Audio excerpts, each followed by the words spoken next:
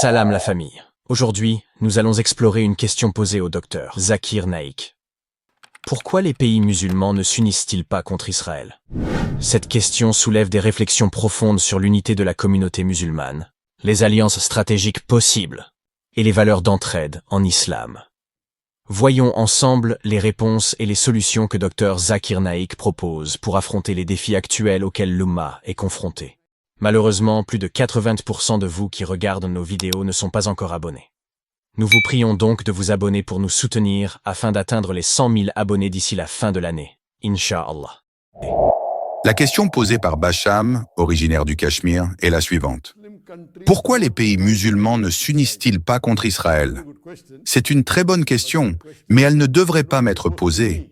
Elle devrait être posée aux dirigeants des pays musulmans. Si vous avez entendu mon discours sur le plan d'action en 150 points pour l'Oumma musulmane en lien avec la Palestine, j'ai mentionné dans mes 2 derniers points que si tous les pays musulmans s'unissent et tiennent bon ensemble, alors, Inch'Allah, aucun pays non musulman n'osera nous défier. Les non-musulmans ont l'OTAN, l'organisation du traité de l'Atlantique Nord, avec environ 30 à 31 pays membres. Selon leur traité, si l'un des 31 pays est attaqué, cela équivaut à une attaque contre tous les membres. Si tous les pays à majorité musulmane, 57 au total, se rassemblaient et formaient une alliance similaire, une organisation du traité de l'Alliance musulmane, ou une organisation du traité des pays musulmans, avec la même règle selon laquelle une attaque contre l'un serait une attaque contre tous, alors nous ne connaîtrions pas les problèmes que nous vivons aujourd'hui, comme le génocide qu'Israël perpètre en Palestine. Vous me demandez une solution, et je vous la donne. Nous devrions demander aux dirigeants des pays musulmans pourquoi ils ne s'unissent pas. Nous devons comprendre que, bien que les non-musulmans possèdent de nombreuses armes, des munitions, la puissance nucléaire, la richesse et des forces militaires puissantes, nous avons Allah. Et avoir Allah à nos côtés est plus puissant que tout ce qu'ils possèdent. Mais malheureusement, les musulmans sont faibles. Ce qui me rappelle un hadith du prophète, paix sur lui, où il a dit qu'il viendrait un moment où les musulmans seraient attaqués, méprisés et maltraités. Un sahaba a demandé, « Les musulmans seront-ils moins nombreux ?» Le prophète a répondu, « Non, ils seront nombreux, mais comme de l'écume sur l'eau, nombreux, mais inefficaces et désunis. » Allah dit dans le Coran, dans la sourate Al-Imran, verset 103, « Accrochez-vous fermement à la corde d'Allah et ne soyez pas divisés. » Ma solution à ce problème est simple. Si Israël était seul et que la Palestine était seule, je suis certain que les Palestiniens, même avec moins de ressources, l'emporteraient. Mais ce n'est pas une guerre entre Israël et la Palestine seulement.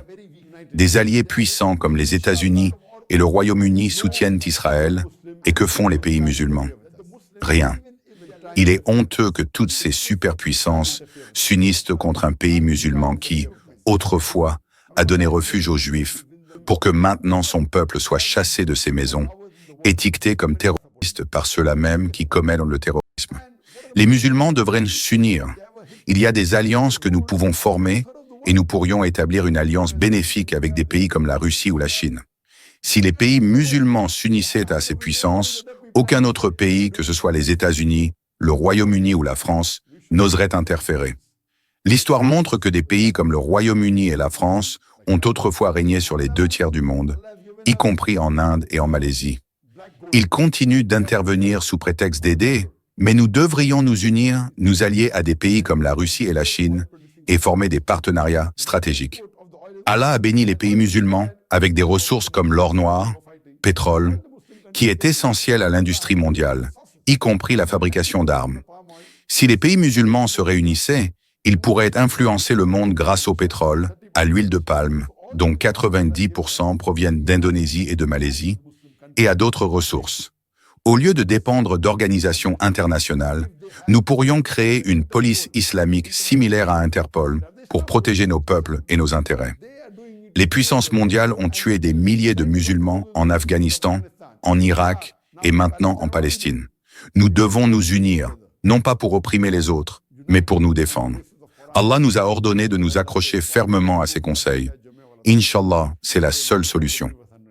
Le prophète, que la paix soit sur lui, a prédit qu'avant la fin du monde, les musulmans régneraient sur le monde pendant 7 ans, dans la paix et la prospérité, sous la guidance du Coran.